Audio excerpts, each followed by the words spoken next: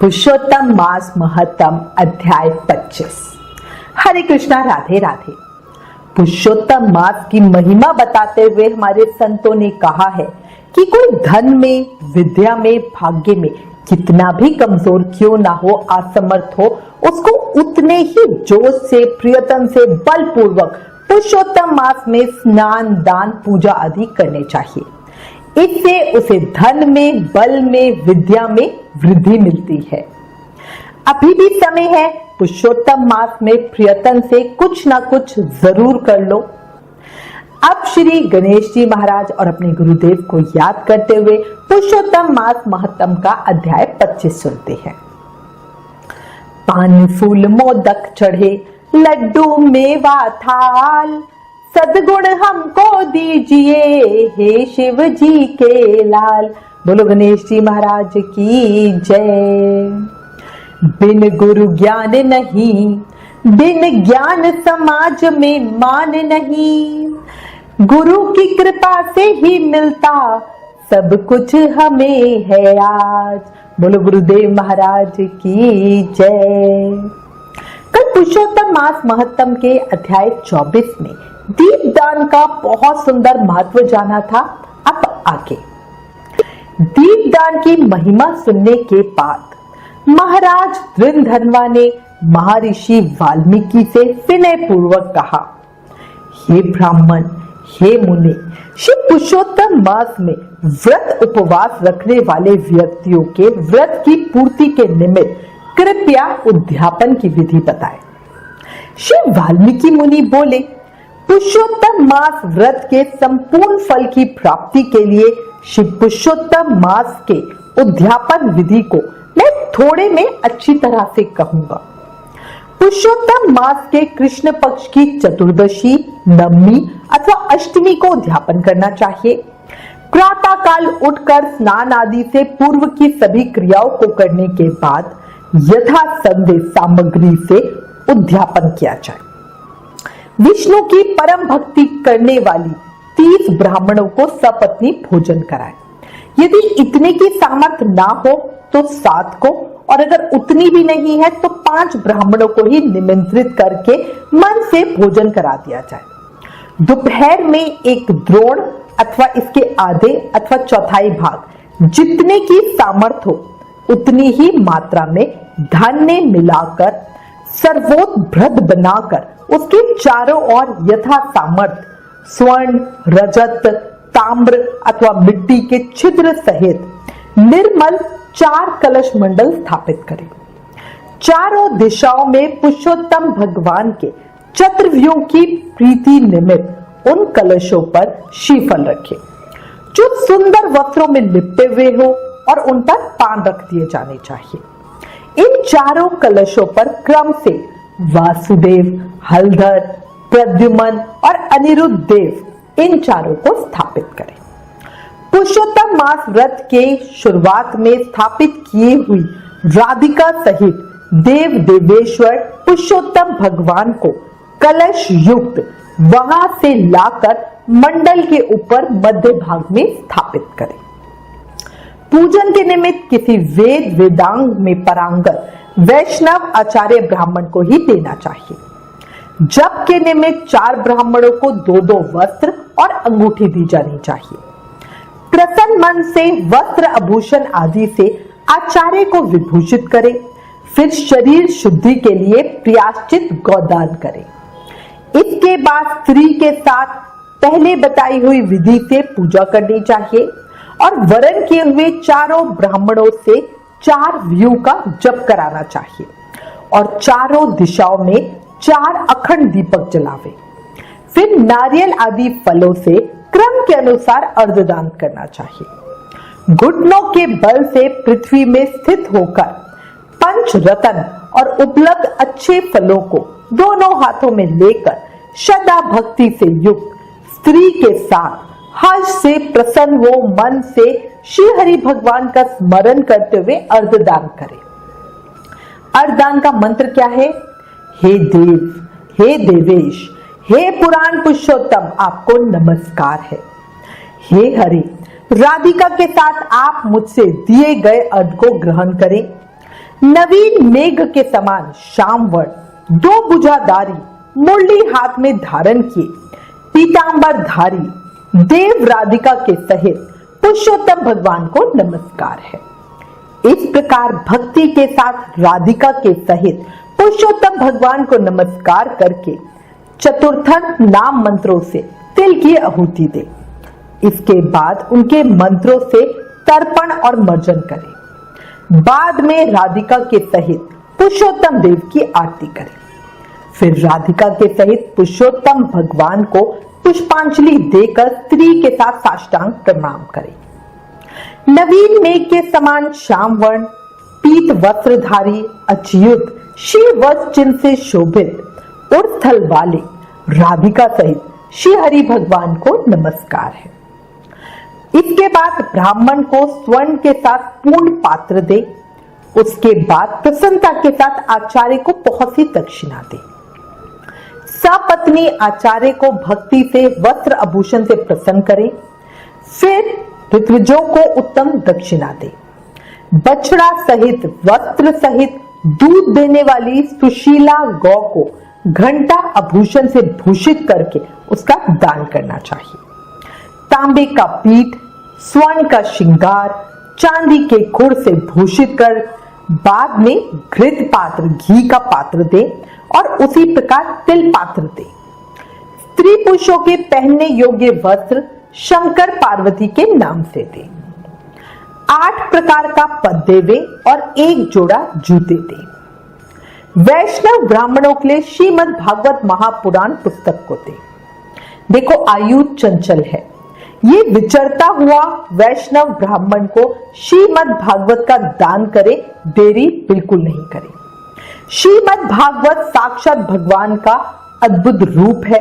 जो वैष्णव पंडित ब्राह्मण को दे तो वो कोटि कुल का उद्धार कर अप्सरा गणों से सेवित विमान पे सवार होकर योगियों को भी दुर्लभ गोलोक को जाता है। हजारों कन्यादान, सैकड़ों वाजपेयी यज्ञ, धान्य के साथ क्षेत्रों के दान और जो तुला दान आदि 8 महादान है और वेद दान है, वे सब श्रीमद् भागवत दान की 16वीं कला की बराबरी भी नहीं कर सकते। इसलिए श्रीमद् भागवत को स्वर्ण के सिंहासन पर स्थापित कर वस्त्र आभूषण से अलंकृत कर विधि पूर्वक वैष्णव ब्राह्मण को दे। कांसे के 30 संपुट में 30-30 मालपुए रखकर ब्राह्मणों को दे। हे पृथ्वीपते, हर एक मालपुए में जितने छिद्र होते हैं उतने वर्ष तक बैकुंठ लोक में जाकर वास करता है। उसके बाद योगियों को दुर्लभ निर्गुण गोलोक को जाता है। जिस सनातन ज्योतिर्धाम गोलोक को जाकर नहीं लौटते हैं उसमें जाने को मिलता है। 2.5 सेर कांसे का संपुट कहा गया है।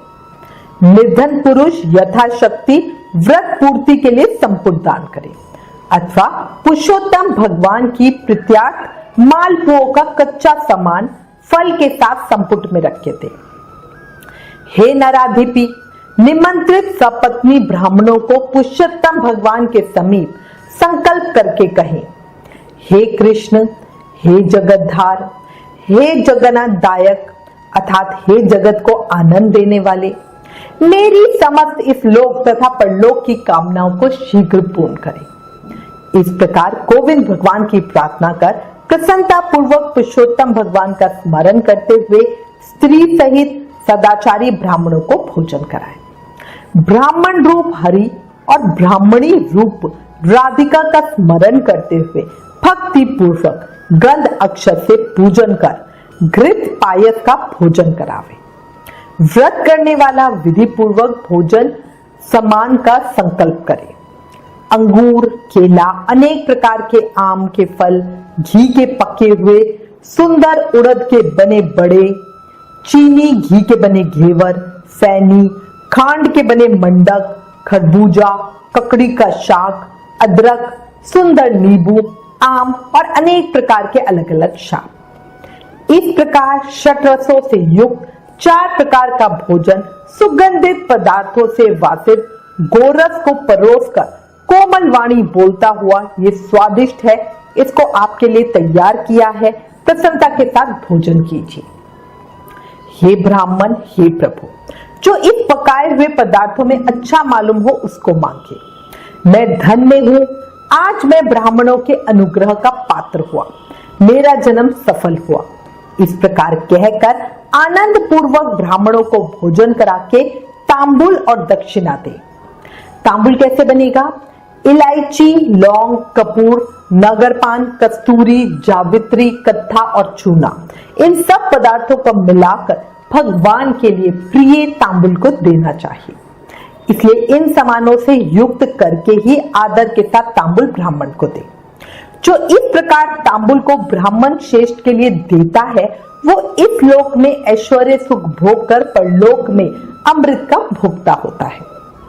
स्त्री के साथ ब्राह्मणों को प्रसन्न कर हाथ में मोदक देवे और ब्राह्मणियों को विधि पूर्वक वस्त्र आभूषण से अलंकृत कर वंशी देवे। सीमा तक उन ब्राह्मणों को पहुंचाकर विसर्जन करें। कहना क्या है? मंत्रहीन, क्रियाहीन, भक्तिहीन जनार्दन, यत् पूज्यतम मया देव परिपूर्ण तदस्तु में। इस मंत्र से पुरुषोत्तम भगवान को क्षमापन समर्पण करें। फिर यस्य समृत्या च न मुक्त्या तपो यज्ञ क्रियादाशु न्यूनम संपूर्णतः यदि सद्यो बंदे तम च्युतम। इस मंत्र से जनार्दन भगवान को नमस्कार कर जो कुछ कमी रह गई हो वो अच्युत भगवान की कृपा से पूर्ण फल देने वाली हो, ये कहकर यथा सुख विचरे। अन्न का यथाभाग विभाग कर भूतों को देकर मिथ्या भाषण से रहित होकर अन्न की निंदा ना करते हुए कुटुंब जनियों के साथ भोजन करें। अमावस्या के दिन रात्रि में जागरण करें। स्वर्ण की प्रतिमा में राधिका के सहित पुरुषोत्तम भगवान का पूजन करें। पूजा के अंत में सपत्नी व्रती प्रसन्नचित हो नमस्कार कर राधिका के साथ पुरुषोत्तम देव का विसर्जन करें। फिर आचार्य को मूर्ति के सहित चढ़ा हुआ सामान दे। अपनी इच्छा अनुसार यथा योग्य अनुदान को दे। जिस किसी उपाय से इस व्रत को करे और उत्तम भक्ति से द्रव्य के अनुसार दान दे। स्त्री और पुरुष इस व्रत को करने से जन्म जन्म में दुख, दारिद्र्य और दुर्भाग्य को प्राप्त नहीं होते। जो लोग इस व्रत को करते हैं वो इस लोक में अनेक प्रकार के मनोरथों को प्राप्त करके सुंदर विमान पर चढ़कर श्रेष्ठ बैकुंठ लोक को जाते हैं। भगवान श्री नारायण बोले, इस प्रकार जो पुरुष श्री कृष्ण भगवान का प्रिय पुरुषोत्तम मास का व्रत विधि पूर्वक आदर के साथ करता है, वो इस लोक के सुखों को भोग कर पाप राशि से मुक्त होकर अपने पूर्व पुरुषों के साथ गोलोक को जाता है। पुरुषोत्तम मास महत्तम अध्याय 25 समाप्त। अंत में कहूंगी, हर व्यक्ति के पास मनचाहा कर्म करने की पूरी आजादी है, लेकिन उस कर्म के अनुसार परिणाम के लिए भी आपको तैयार रहना चाहिए। याद रखो, सब कर्मों का खेल है, जो किया है वो वापस आएगा। आज जो तुझे रुला रहा है कल उसे कोई और रुलाएगा। इसलिए हमेशा शुभ कर्म करते रहो, कभी किसी का बुरा मत करो। और पुरुषोत्तम का ये पवित्र महीना शुभ कर्म करने का सबसे आसान तरीका है। इस महीने में किए किसी भी कर्म का फल हमें ज्यादा होकर ही मिलता है। अच्छे कर्म करोगे वो भी अधिक होकर मिलेंगे, बुरे कर्म करोगे वो भी अधिक होकर ही मिलेंगे। इसलिए अभी भी समय है, सब ठीक कर लो और हर समय, हर पल, हर सांस के साथ प्रेम से, मन से, भाव से जाप करते रहो। हरे कृष्ण कृष्ण कृष्ण हरे हरे, हरे राम राम राम हरे हरे। याद रखो, कलयुग केवल नामधारा। सिर्फ नाम जाप करके ही कृष्ण प्रेम, भक्ति, शक्ति, मुक्ति सब पाया जा सकता है। और लास्ट में एक रिक्वेस्ट, प्लीज इन वीडियोस को ज्यादा से ज्यादा शेयर करके पुरुषोत्तम मास के प्रभाव को सबको बताओ, अपने शास्त्रों का ज्यादा से ज्यादा प्रचार करो, ये भी एक सेवा है। Please like, share and subscribe. Thank you. Hare Krishna.